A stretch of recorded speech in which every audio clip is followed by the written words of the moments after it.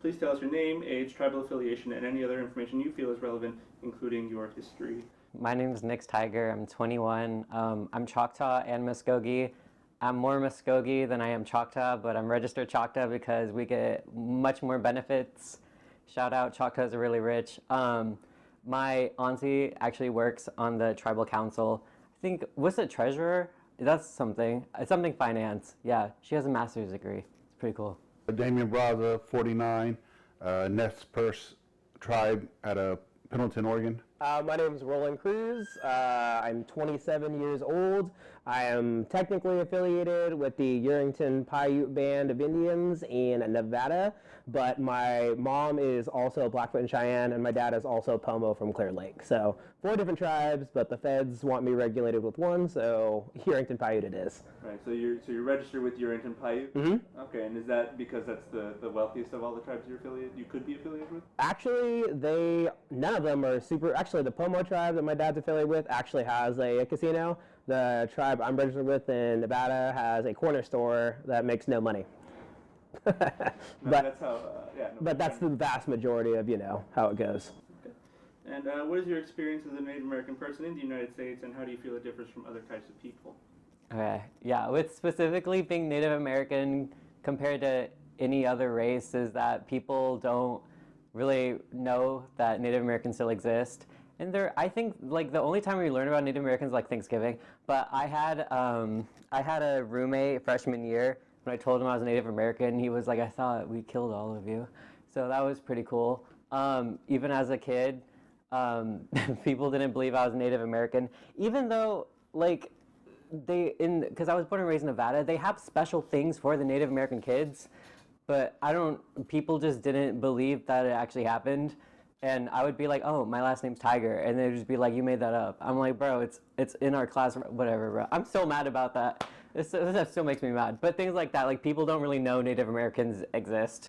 They're more segregated as far as a lot of them are put on reservations that are out in the, not too many reservations are close to cities. So it was a lot more scarce for older, like my mother and her mother and them to get any type of resources. So it was a hard life. I visited the reservation several times, and just seeing the way how they're out from the city, out from hospitals or any type of fire or medical or anything. It's just it's different, definitely different from. I grew up in the city, so growing up around city and everything here, and then going to visit the reservations, it was eye-opening. I could see, why they say a lot of Native Americans, all they do is drink because there's not much to do out there. My experience in the United States, obviously my people have been here for a very, very long time.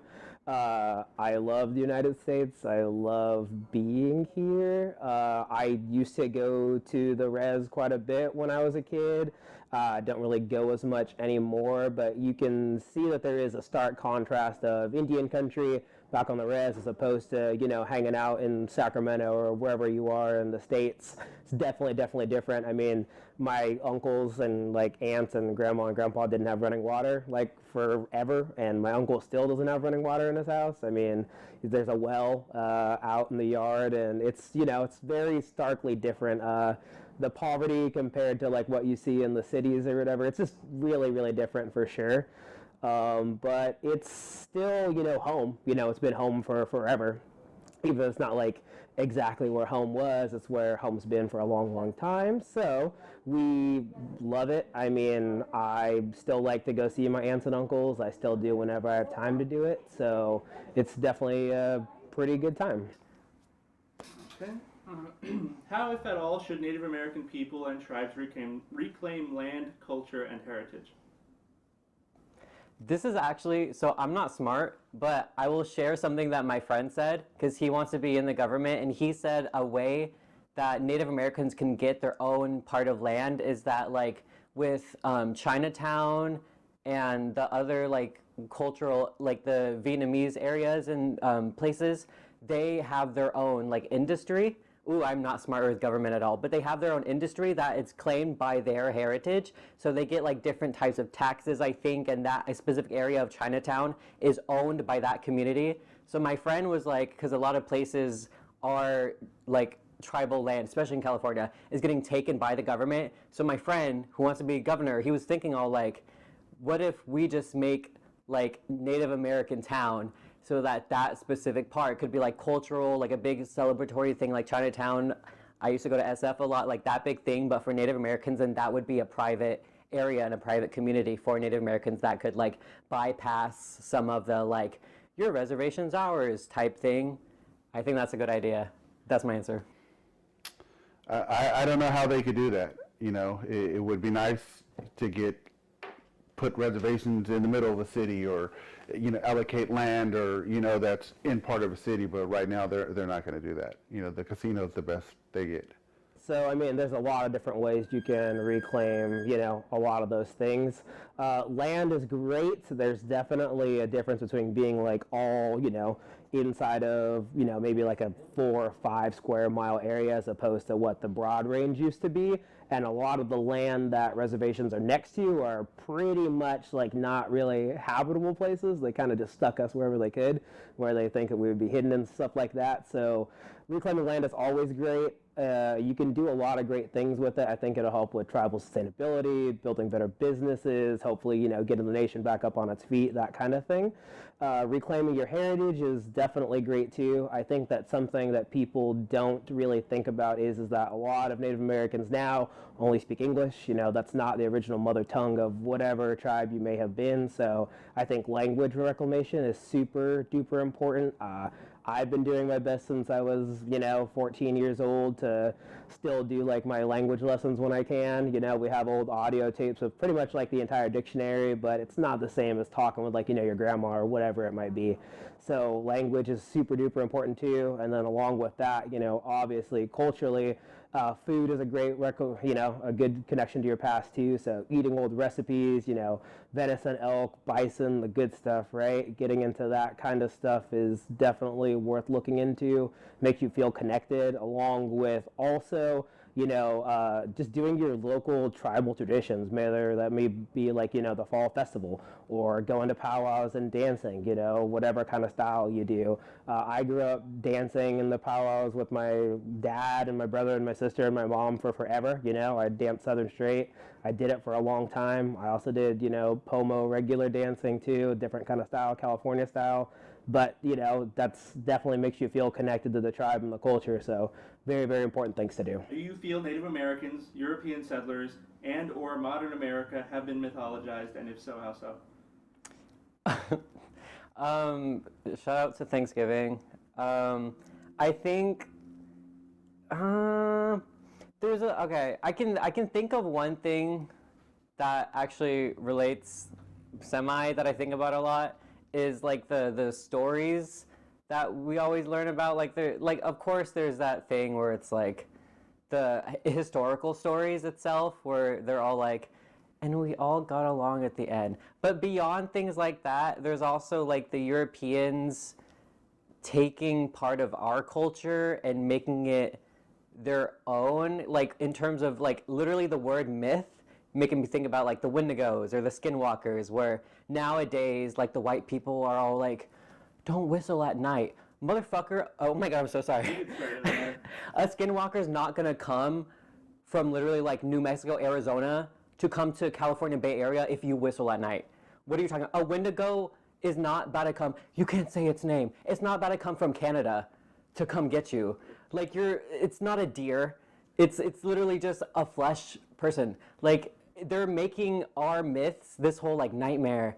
Like you don't know what you're talking about. That makes me so upset. Because even my friends, all of my friends tell me, I'll say Wendigo. They're like, you can't say that. I'm like, oh my god, let's be for real right now. It makes me so upset. It makes me so upset. Just think of Thanksgiving. We just celebrated Thanksgiving where it was, you know, everyone gets together, but that's not how the real Thanksgiving was. It was a massacre. You know, the European settlers came over and pretty much took land. You know, they kicked in our door and kicked us out our house. You know, so, and it is so much, they're not going to fix it, They could try to allocate money, but that still is just generations of just traumatization and passed down, traumatized stuff. So it's going to take a while. Like I said, you're going to have start with the new generation who doesn't know about the res, who lives in, with everyone else, and then their kids and their kids. That's the only way it's going to happen. Yeah, definitely. I think that, over enough time, things get, up and ups from what it might have been or when it was. Like, for example, I guarantee you the first Thanksgiving was not nearly as great as some might say it was. I'm sure it was. I think a good event where, we got to sit down across from a table from one another and find some common ground, and that was great. I don't think the next Thanksgiving was as nice, probably, but, it's stuff like that definitely gets, what's the word I'm looking for? Enlarged, if you will. So definitely I think of that too. Like, for example, another one is like Manifest Destiny. Like, that was like a great, like, oh, you read about it when you're in, middle school or high school and we're talking about the history books. They're like, oh yeah, it was like the great Western, like, American push to settle like the wildlands. And I was like, really? Because, I mean, there were people there hanging out, doing their thing, living okay, and then next thing you know, you got the cavalry on you. So maybe not great, but I definitely do think that things got exaggerated quite a bit in a lot of instances. Just like, and it could probably swing both ways too, like when they were talking about like Little Bighorn, it was a great victory, 10 out of 10, but I mean, it didn't really help with public tide going our way. So did it pan out? I mean, you never know.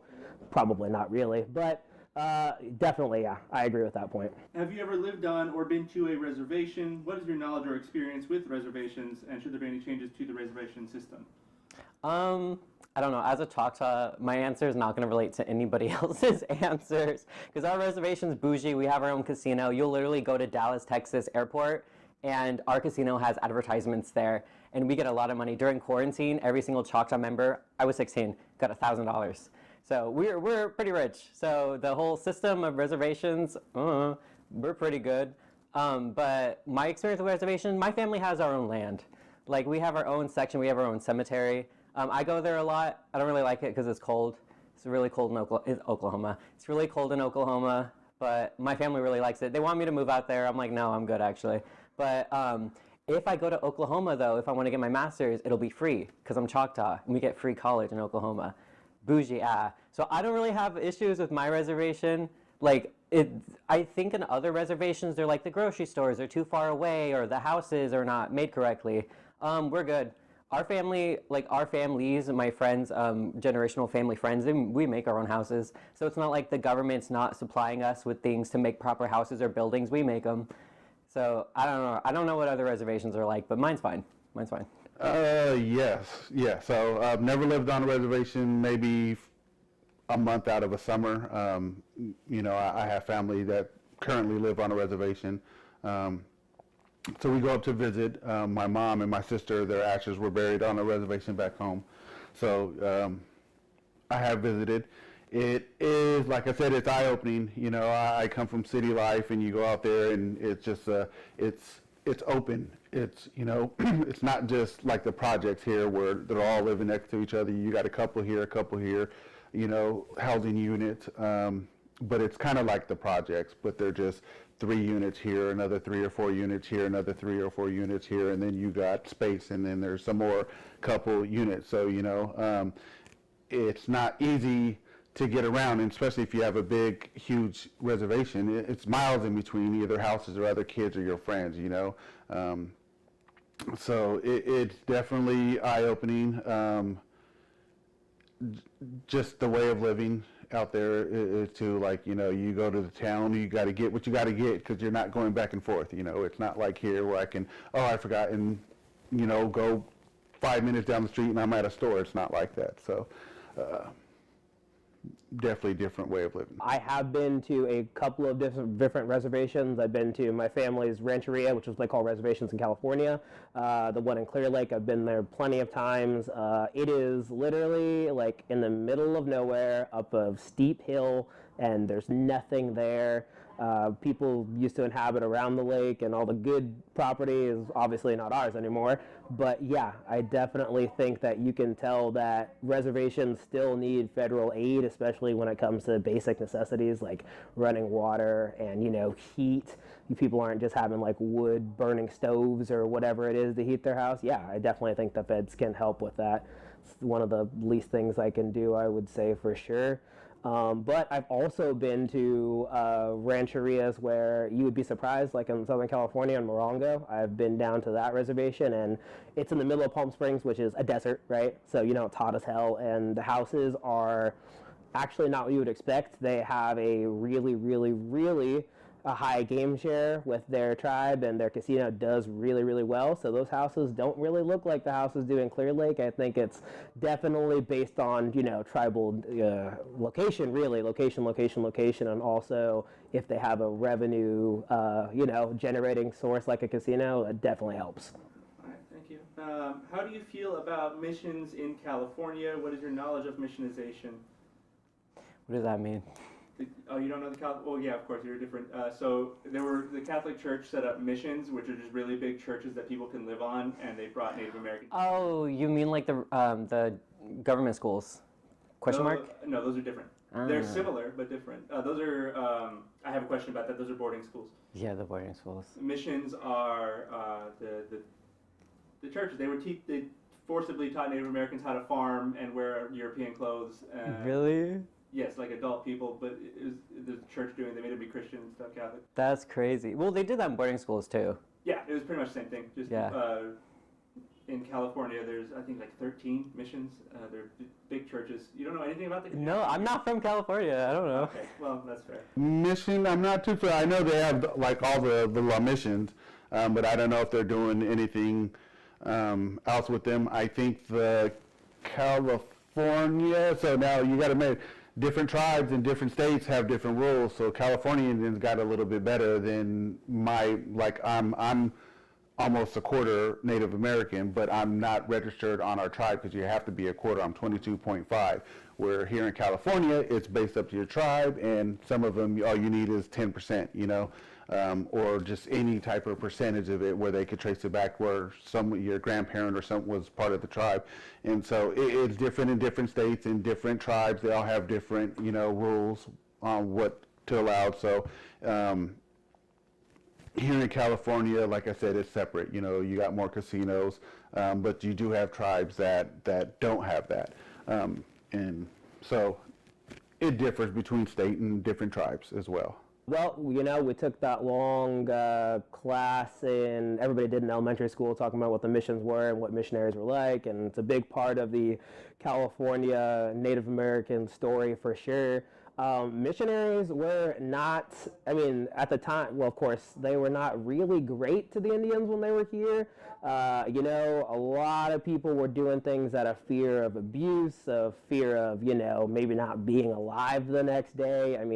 Women were treated very badly, children were treated very badly, men treated very, very badly, and you hear the horror stories for sure from even some Spanish sources like the Friars talking about, or like, yeah, we treat these guys like they're not even human. So, not even really, it wasn't a great system.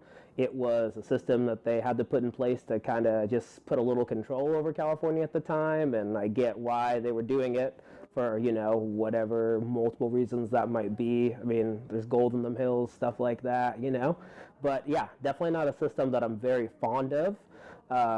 I did build a mission in elementary school like everybody else with the sugar bricks. That was fun before I knew any better, but yeah, definitely something to be aware of. Yeah, that's funny because I've interviewed you. You're the third person I've interviewed. You're the only one who knows what those were. Uncle Damien didn't know what those were. Oh, really? And Nix didn't know what those were either because she's from Nevada. Yeah, totally, yeah. What does Indigenous Peoples Day mean to you? It's a real positive answer. Just the real answer. Isn't that like what Columbus Day has turned into or something? They happen on the same day. Yeah, some people like celebrate Indigenous people. Some people celebrate Columbus Day. Yeah, it doesn't do anything. It's not like we're gonna give every reservation a bunch of money. No, they're like, okay, Native Americans, and then like Native American Day or Indigenous People Day, it exists. People still don't know Native people are still alive. So like, what is it doing? Like, honest, like, what is it doing? Nothing. Not really. I don't care. My family doesn't care. They're like, yeah. They still say Christopher Columbus Day. They're like, yeah, it's Christopher Columbus Day. We don't get school. Like, okay, yay. Like, no one in my family cares, at least. So, I don't know. It's the same as whatever holiday. Majority of it is, you know, who made that up? Was it indigenous people that made it up? No, it was white people. Like, here's the day for you guys to celebrate. So, but if you do celebrate it and you do take pride into it, you know, like it's very prideful. Native Americans are prideful, you know. So they do take of their heritage, but like I said, it's a white America telling you, here's a holiday for you guys, you know. So Indigenous Peoples Day to me has always been, I mean, it's been Columbus Day for forever until, you know, maybe, I don't know, maybe I was in high school. It was like I feel like it wasn't too long ago where they were talking about switching it over. So it's a day of remembrance, a day of trying to be truly authentically who you are as a Native American. You know, I eat fry bread every natural, you know, Indigenous Peoples Day. I try my best to hang out with my relatives where I can and celebrate that, you know, we're still here. They didn't win. We're still fighting, stuff like that. So, but in contrast, Columbus Day is. Columbus Day was only cool because you got the day off of school. So, I mean, I think every kid growing up was kind of like, yeah, no school. But, you know, as you get into being an adult, you're like, oh, I still got to work. It don't matter to me, Columbus Day or not. So, What is your knowledge or experience with boarding schools? Are people who went to these institutions owed an apology or more? 100%. So I had this argument with my English teacher freshman, sophomore year of high school because, so with my family, my mom has 3 siblings and then 7 half siblings. And because my dad, or not my dad, my grandpa was a little crazy, lol. But he had, 7 children with this other lady. And my grandpa passed away, so she had to take care of 7 kids on her own. So of course the boarding school was like, and took literally all those kids except 1 away. And the aunt I'm thinking about, I think she's 28 or 26, and she still has a phone from when she was in boarding school. She used to record fights and stuff. Like, it's modern. Like, I remember my English teacher was like, they closed down in the 40s. I'm like, no, my 26-year-old aunt went to one. Like, they still happen. Maybe it's not like the official boarding school, but they're like, I don't think they're still around. But they were still a thing in like the 90s and stuff. I remember, not one of my friends, but I think another teacher like drove past one and she was like, it says boarding school. I'm like, yeah, it does. There's not like a thing in the past. It's kind of similar to, it's like the thing where they would make, what is like not Civil War, but like the political movements back then, they would make all the photos black and white to make it seem like it was so long ago. That's like the same thing with boarding schools where they were like, the boarding school of like 1944. It's like, no, the boarding school that closed down like 10 years ago. Like, they were recent, and my family has a lot of experience with them. All of them were forced to go to boarding schools. Did they tell you anything about their experiences there? No, my aunt was just like, the fights were so funny. She showed me. She literally has a phone of like the middle schoolers fighting and stuff. Because it was like, but she said it was like a very ghetto type of thing.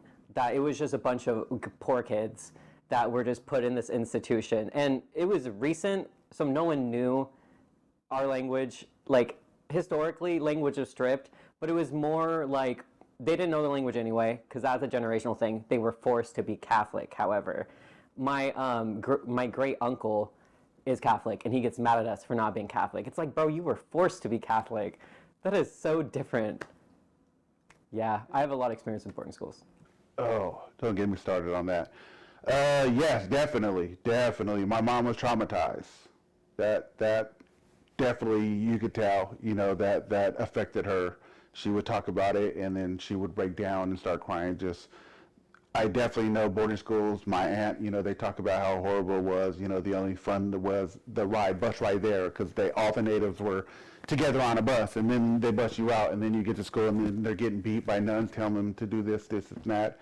So, yeah, more than just an apology. That you know, if you talk, that's pretty much reparations like the slaves, you know. You know, they got bought over, took over, and yet you took our land. So we kind of went through the same thing, you know, put on reservations and stuff. So it was a hard life for them. I've got actually boarding schools. I think that a lot of people that are Native American that have a great grandpa, great grandma, or even a grandma or grandpa that are about my age or a little older have a recollection of some of these horror stories. I mean, it was a way to strip us down and turn us into what they thought an ideal American citizen should be. So, that means you speak English, you have short hair, you don't do anything culturally like dance or pray the way that we used to. They were trying to eliminate every kind of sense that they would say, and there's this great quote that I'm sure everybody knows. It's the "kill the Indian, save the man." It's like one of the more famous quotes about boarding schools, and that's really what they were trying to do. So, getting torn apart from your family when you're, super young, 6, 7, could be even older, 8, 9, however old you were, and then those are formative years for language, for cultural development, all those kinds of things. And when you get pulled away from it, you really don't get that experience or knowledge, and it really is just like gone because you can't teach your kids any of that, and your grandparents are probably not going to be around when those kids are alive. So yeah, I've heard a lot of horror stories about it for sure. My great grandma got shipped off to boarding school. She came back and she had not a great experience either, but she came back with a lot of scars because she was very strong-willed, so she didn't really forget a lot or as much as they wanted her to. What is your opinion on Thanksgiving? How, if at all, should the tradition be changed, or should it be done away with entirely? It's not that deep. I don't know. I'm one of those. It's really not that deep. It shouldn't be changed. It's not like you don't have to say a land acknowledgement before eating your turkey. Like, that is crazy. I think it's mildly a good thing because it brings families together. My family celebrates Thanksgiving like nothing is wrong. Like, we're not hurt by it. I think I know some indigenous people my age on like TikTok that are like, Thanksgiving's so bad for no, who cares? It's a holiday. It's gone. It's not like white people are like, yes, I'm so happy to celebrate us killing Native Americans. It's more like, I'm so happy to hang out with my family. Like, if you associate it with the murder of Native Americans, that sounds like a you issue and not like an America celebrating a holiday issue. It's like, it's almost, I feel like it would be the same as saying, what holiday? Christ was resurrected Easter, he died Christmas, question mark? He died a few days before Easter. Easter is the celebration of his rebirth, so 3 days before. Yeah, it's almost like, why would you celebrate Easter? It reminds us that Christ, like, no one cares, bro. That's eggs and a rabbit. Like, no one really cares. You know what I mean? It's changed culturally and historically because of the modern rendition of it. It is what it is. It's a holiday. Everyone celebrates it. If you're Native American, you can say celebrate, just being with your family. That's pretty much what I do. It's just a day to get with your family and your loved ones and just be thankful for what you have. Like I said, it's another holiday that, but we celebrate Christmas, we celebrate everything else, so might as well partake in that as well. Yeah, this one's a hot topic. I grew up celebrating Thanksgiving, my entire life. I still do to this day. My family still does to this day, and we're all Native Americans, and Thanksgiving's our second favorite holiday, I would say, right behind Christmas. It's a day of getting together, hanging out with your family, getting to be thankful for what you have, I think, is the true spirit of the holiday. I think it's really, I'm thankful for my family. I'm thankful for the food that I have. I'm thankful that I'm alive and well. I'm thankful for my friends and all that kind of stuff. And I think it's a good day of, self-reflection and spreading some joy in the world. It's great. I do the Run to Feed the Hungry every year. So, I pay some money to the food bank and I do that run and it makes me feel good, start my day off well. And I get to know that I get to hang out with my family. And I think that, it's definitely up to family, I guess, however you want to put it. I like the holiday. I've always liked the holiday, or probably always will like the holiday, honestly. But I've had nothing but fond experiences of it. So pretty much all the questions I've asked you were questions so there's like 13 units in the class, and each unit pretty much has its own question that I have asked, except for the Hawaiian unit because I don't know any Hawaiian people. So knowing what I've asked you, what is something that should be taught in Native Studies that I haven't asked you about or hasn't been mentioned or you feel is underrepresented when talking about Native American history, culture, and society? Me and my friends were just talking about this. There's really no like Native American activist or like cultural people, because my mom's favorite thing to bring up all the time, she's named after Sashi Littlefeather, or I think that's her name. You don't learn about her, and you just learn about like genocide, how Native American life sucks, and it was like, let's learn about Sashi Littlefeather or like the good things that come about. Like I just took an Asian American class. I thought it would be like all negative things, but they talked about like the good activists. They talked about like modern day good traditions that they really love, how awesome like the culture of Chinatown, how good a lot of areas in Asian culture is. I was like, dang, in Native American studies, there was nothing about that at all. Literally nothing. In all the movies we had to watch, it was like depressive documentaries. I'm like, bro, Native Americans, it's not that bad. It's not that bad, but it's not all that bad. You know, you would just focus on the negative in those classes. I get it. We have a bad history. Doesn't everybody else in America? Like, whatever. That's More, you know, they get on the genocide of it, but it was genocide. It was just, it was horrible. Just, you know, you could see some in the movies and just how hard it was, you know, but that's a movie, you know, for every day. People that lived on the reservation, like I said, some are living like that. You got these reservations, all they have is alcohol and drugs, you know. It's a lot of traumatization. I think, you know, mental health should be big for, you know, for if the tribes have their, because some tribes have casinos, they put money back into there, but mental health should be one of the big, you know, they have the dependency, alcohol dependency, but if the government's helping out, those should also be things that they help out with as well. And like I said, this is traumatization from years of generation. So until you start with a kid now who's not traumatized because their parents probably been traumatized or by their grandparents, or, you know, so it's passed down. Some of it is, you know. So you got to start cleaning. It's gonna take a while, you know. I'm lucky where my family's from. They have a tribe. They're thriving. They got a casino, you know, movie theaters now. They're building it up, golf courses. But you do have these casinos that don't. You know, like I said, they're out in the boonies. They're out in, you know, no civilization, and all they have is each other. And so it's hard, you know. And then you got tribes that fight amongst themselves with who the leader is or what it, you know, is going to be. My aunt works for, well, she did, worked for an organization within the federal government that provided money to tribes to start a casino, you know, but then she'd tell me like how you would have some of these tribes that they could never come to terms. Everyone wanted to be the boss and didn't want this person, so they fight for years amongst themselves, and instead of having one person or just coming together and like, hey, let's get this to get going for the benefit of our people, you know, instead of fighting amongst themselves, and they lost out on money for a casino, you know. So there's greediness in there, you know, as well in the Native when they get up there. You know, that new money, you know, they're getting money they're not used to. They want to keep it, you know. So it's hard.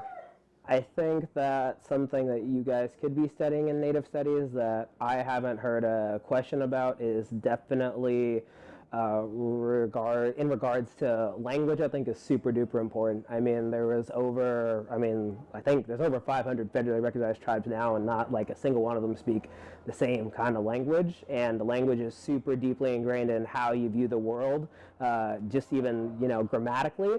There are ways that languages are spoken that you kind of see how the people and where they're from view the world. So, for example, like, you know, you give verbs like certain verbs have like certain meanings and stuff like that, which are important, but you wouldn't like animate something in English that you would animate, like, let's say, in like a Native American language, like my mom's, Blackfoot, and they animate like things that we wouldn't talk about in a way like rivers or trees, right? They're like treated as like people too, and those kind of like language grammatical families, you know. So it's really interesting when you learn about a culture not only through, you know, the big scope of what they are, but also I think linguistically is super duper important. finally, what does your culture mean to you, and how do you keep it alive? My culture is very important to me. Again, we're very active on the reservation. You know, I go there probably like 5 times a year. We spend holidays there, or stuff like that.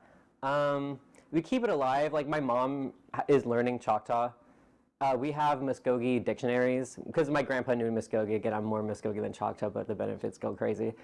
We have Muskogee Bibles and dictionaries everywhere. If you go to my house, it's so Native American. There's like feather collections. You know, California natives can legally own eagle feathers and no one else can. Eagle feathers everywhere. So like in that environment, my dad's white, and he read Native American books when he got with my mom. So like it's having people that like your culture in your family that are not Native, and like having that thing where we're still connected to your family. I'm blessed to be connected to my family. You know, a lot of Native Americans aren't. They've never been to the reservation, things like that. I'm very connected, and it's gonna maintain because I'm cool like that. So just some follow-up questions. Do you speak Choctaw or Muskogee? I used to, in like high school, I used to give my friends like pet names type. I do not remember. I think on TikTok, my name is Kashiholitopo, and it's like a gender-bending mythical creature because I thought it would be funny. But it's Halito, that means hello. I don't know, that's all I got. Okay, and then does anyone in your family speak those languages, or have they all been pretty much done by the boarding schools? My aunt, who works on the tribal council, she does know. She knows Choctaw. No one knows Muskogee, though. My mom can sing a bunch of songs in Choctaw, so that's how she learned. They sing Amazing Grace every time they go over. The elders love it. I don't know it, but yeah, the language is still there. It's not totally extinct in our reservation. And then you mentioned something else. The land's getting taken away. The reservation land is in California. Oh, yeah. What's that? Do you know? I don't, but my friend talks about it all the time because he knows like everything. Can I mention something? Actually, can I talk shit about Sac State, Go ahead, yeah. Native American? So, am I in frame right now? Yes. So my cousin's a school counselor, right? Her ex-husband is he's running his own Native American school, unofficial. He's trying to make it official. He worked to past tense with the Native Center. First of all, so they just had a Native college open. Luke Wood, shout out, literally gave like $10,000. You have way more than that. Like, go off, I guess. Thank you for coming to our grand opening, but also you could do more. So this was the thing. The Native college all celebrated the fact that like Native students from any state can come, right? So they had a student, I think from Oklahoma, I want to say, come over, transfer to this college in order to get an education, and the Native college was like, yeah, we'll pay for your flights, we'll pay for everything so you can, because Native American colleges are not common. I think it's like the only one in California we have. And then once the student got here, they were like, no, we're just kidding. And they didn't pay for anything, and they made that student pay for it. And that's why my cousin's ex-husband doesn't work there anymore, because they literally lie. Like, they say all these things. I'm talking so much shit. They say all these things that are like, oh, we have celebratory things. You can get free supplies, blah, blah. They're lying, dude. They're fully lying. I never went there because they be lying since day one, you know? And they're, like, really embarrassing, too. If you go to, it's really, they're really cringe over there, I'm sorry to say. I do not interact with it at all, but that is a fun thing that you can learn about in your class, how awful our Native college is. Yeah, that's some hidden insider info, though. The people that work there, if you know, you know, All right. there. Any final words before I pack it up? No, that's it. I said my piece. I was born not on the reservation. My mom is Native American and Mexican. My dad is Mexican, so I'm only about, like I said, close to a quarter of Native American. So I wasn't raised in that sense like my cousins on the reservations. Like, you can see them, they're in the powwows, they dance. I have cousins that speak the language, write the language, you know, and it's good to see that. Like, I do take pride in my history. My grandfather's my grandma, you know, and I try to learn as much as I can about the history. But like I said, it makes you mad too. I grew up a certain way, and I see what they had to go through. You know, some of my cousins, same now, or, you know, live on the res, and not easy living. They have to fish and hunt and, out there to make money or find other ways, and like I said, unless a tribe has a lot of money, then it's just going to be a repetitiveness of just sad living. Thank you so much. But, so I do take pride in it though, but it's sad too, to see what some people are going through and stuff. And my kids, they're part Native American on their mom's side as well. So we both teach them about that they've been to the reservation once. And my mom, before she passed, she used to always talk to them about the reservation. They all have their Pendleton blankets and stuff, and we try to teach them as much as possible.